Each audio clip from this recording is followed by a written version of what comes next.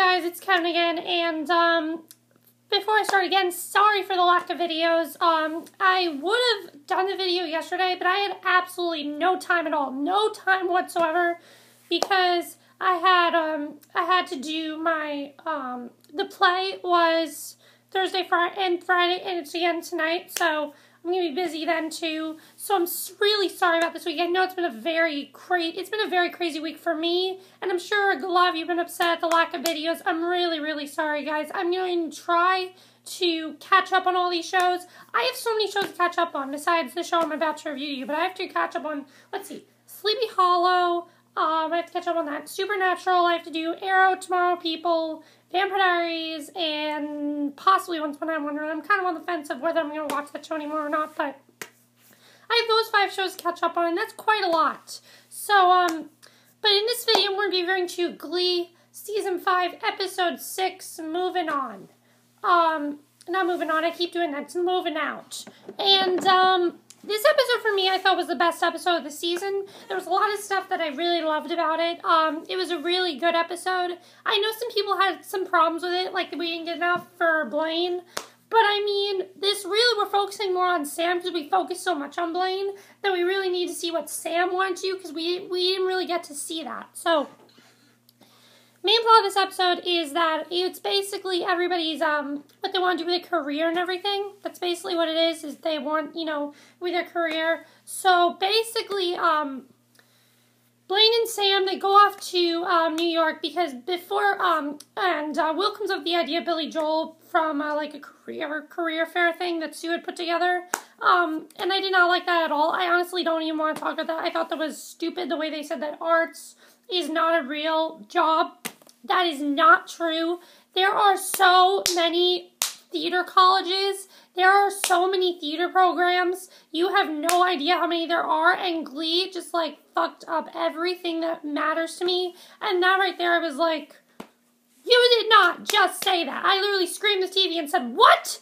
Because this was right after I had done my play on Thursday, because I watched it after that, and then I just rewatched it again. And so I screamed again, and I went, what?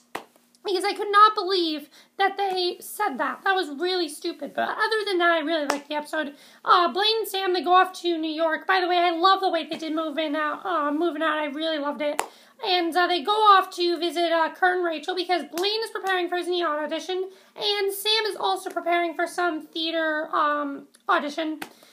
So it mainly focuses on Sam, but also does focus on Blaine. So the one thing that I have to say is, let's first get to Blaine. We didn't find out a lot about Blaine. Basically what we found out was that he had a Nyada audition, but he talks to Kurt and he says, I don't really know if this audition is gonna work. What happens if it doesn't work for me? So basically Kurt tells him, we'll come up with a plan B, and his plan B is to become a doctor. And, go into pediatrics and be a pediatric doctor for children, because that's what he wants to do. He wants to be a doctor for children, and that's his plan B.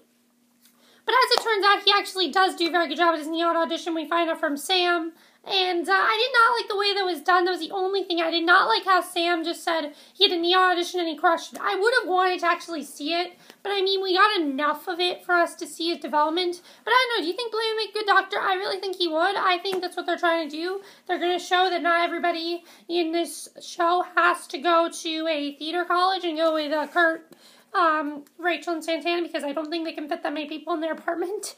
But, yeah, I think that was really cool the way we found that out. But I really like the Sam stuff in this episode. Let me just say, Samshul all the way. I don't know what they did, but Sam and Rachel had a lot of chemistry in this episode, and I think I kind of want them together. Not now, but like in the future, definitely Sam and Rachel should get together.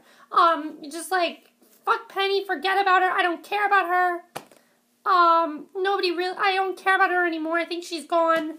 I liked her and Sam together, but now I really want Sam and Rachel together, especially after this episode.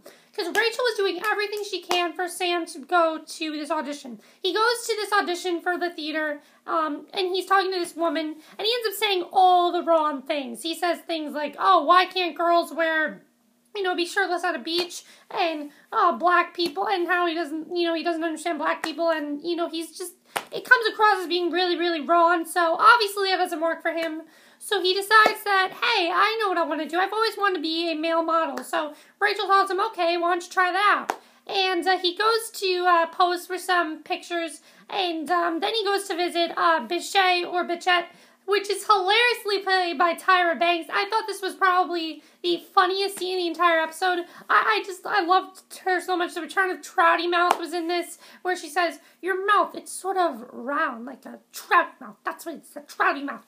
And I love the way that we had Trouty Mouth back. That was great. And I thought it was, but basically she says, okay, I'll consider you, but you have to lose at least 10 pounds. He tells everybody about this, by the way, and this was by far the best New York scene of the episode, and probably my favorite scene in the episode is when we have Kurt, Santana, Rachel, Blaine, and Sam in that apartment.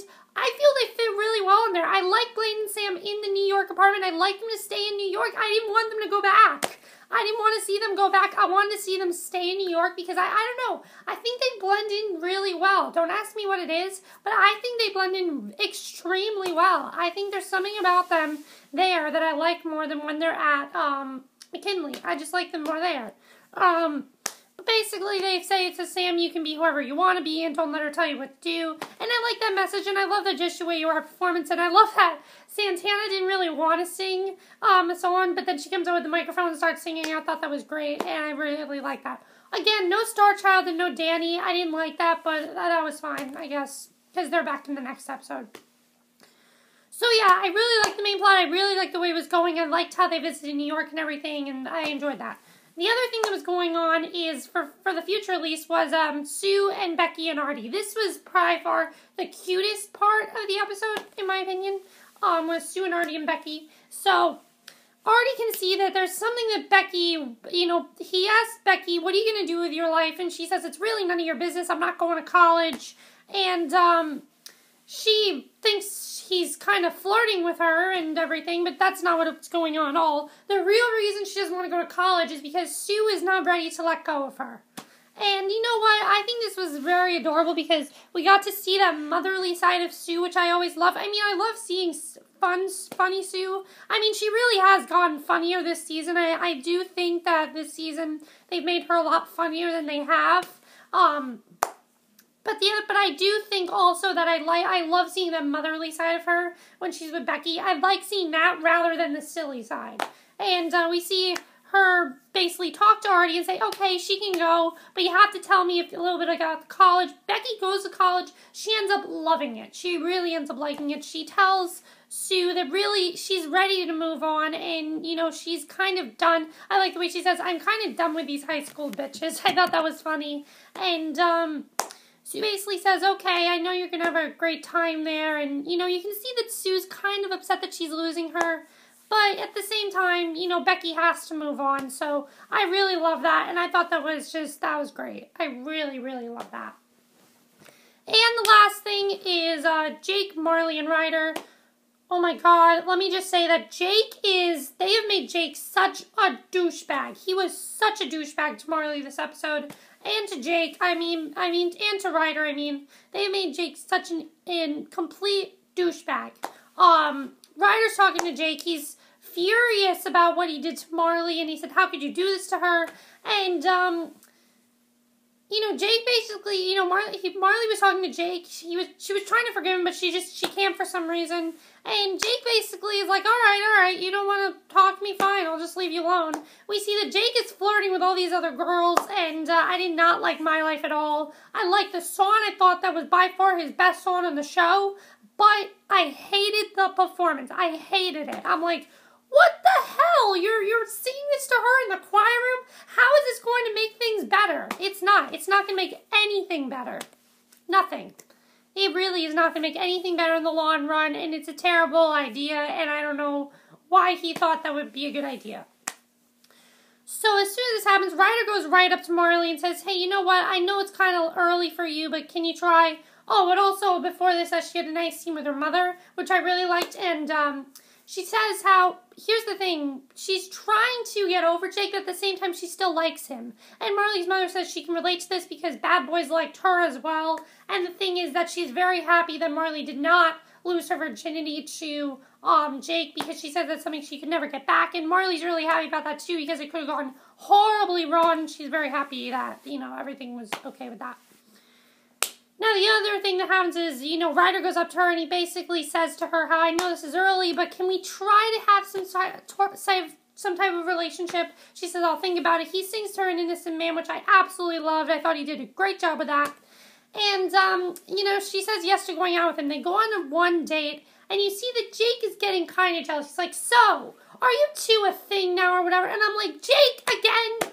This was just really stupid. It's really none of your business. It's like what Ryder says, none of your business. If Jake had not done that to Marley and Ryder, Marley and Ryder would be dating right now. But because of stupid Jake, Marley and Ryder are not dating. This is the one part of the episode where it was really annoying me because I'm really upset at what they did to Jake's character. I mean, I never liked Jake, but really now he just, just like get him off he's so annoying. And I hate Jake so much on the show. But eventually she says, you know what, I know just because we went on the first date doesn't mean doesn't mean we're dating. We're not dating right now.